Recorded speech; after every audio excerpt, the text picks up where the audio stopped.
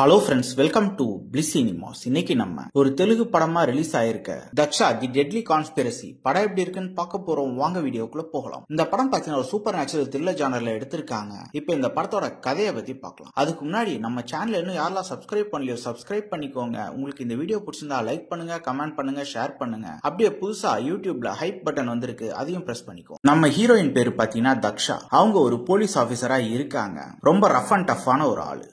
பல்ராம் அப்படின்றவர் பாத்தீங்கன்னா ஃபார்ம் அப்படின்ற ஒரு கம்பெனி வச்சு நடத்திட்டு இருக்காரு. அவர் கம்பெனியை சேர்ந்த ஒவ்வொருத்தரும் பாத்தீங்கன்னா ஒரே மாதிரி தொடர்ந்து கொல்லப்பட்டுட்டே வராங்க. அந்த கேஸ நம்ம ஹீரோயின் எடுத்து இன்வெஸ்டிகேட் பண்ண ஆரம்பிக்கிறாங்க. அவங்க இன்வெஸ்டிகேட் பண்ண ஆரம்பிச்சதுக்கு அப்புறம் அவங்களுக்கு தெரிய வர உண்மைகள்லாம் என்ன, அந்த பல்ராம் யாரு, அவர் என்ன மாதிரி வேலை எல்லாம் செய்யறாரு, இத கொலையெல்லாம் பண்ணது யாரு, கடைசியில என்னதான் ஆச்சு அப்படின்றது தான் இந்த படத்தோட மொத்த கதையே. இப்ப இந்த படத்தோட பாசிட்டிவ் பத்தி பார்க்கலாம். பாசிட்டிவ் ஸ்டோரி பாட்டை பொறுத்தளவு பாத்தீங்கன்னா ஒரு நார்மலான இன்வெஸ்டிகேட்டிவ் த்ரில்லர் மாதிரி இருந்தாலும் அதுல இவங்க medical service super natural elements எல்லாம் கலந்து கொடுத்திருக்கிறது பாக்கிறதுக்கு நல்லாவே இருந்தது. பெர்ஃபார்மன்ஸ் வைஸ் பார்க்கும்போது நம்ம ஹீரோயின் பாத்தீங்கன்னா ஒரு சூப்பரான ஒரு போலீஸ் கேரக்டர்ல தரமான ஒரு பெர்ஃபார்மன்ஸே கொடுத்திருக்காங்க. அதே மாதிரி மோகன் பாபு ஒரு இம்பார்ட்டன்ட் ரோல்ல நடிச்சிருக்காங்க. அவங்களும் ஒரு நல்ல பெர்ஃபார்மன்ஸே கொடுத்திருக்காங்க. இந்த படத்துல இவங்க கொண்டு வந்திருக்க அந்த சூப்பர் நேச்சுரல் கனெக்ட் எல்லாம் பாக்கிறதுக்கு நல்லாவே இருந்தது. அந்த கான்செப்ட் ரொம்ப நீட்டாவே ஒர்க் அவுட் ஆயிருந்தது. இவங்க ஒரே கான்செப்ட்ல கொண்டு போகாம இந்த மாதிரி டிஃபரெண்ட் கான்செப்ட்ல கொண்டு போனது ஓரளவு படத்தை எங்கேஜ் பண்ணி உட்காந்து பார்க்க முடியுது. டெக்னிக்கல் ஆஸ்பெக்ட்ஸ்ல சினிமாட்டோகிராஃபிலாம் நல்லாவே இருக்கு. அதே மாதிரி பேக்ரவுண்ட் ஸ்கோர் நீட்டா பண்ணியிருந்தாங்க. இன்னும் கொஞ்சம் பெட்டரா கூட பண்ணிருக்கலாம்.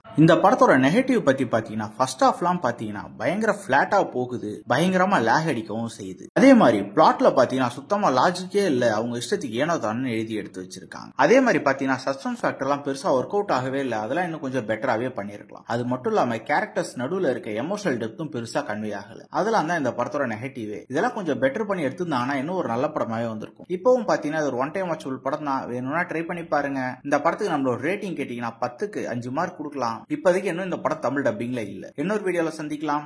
தேங்க்யூ.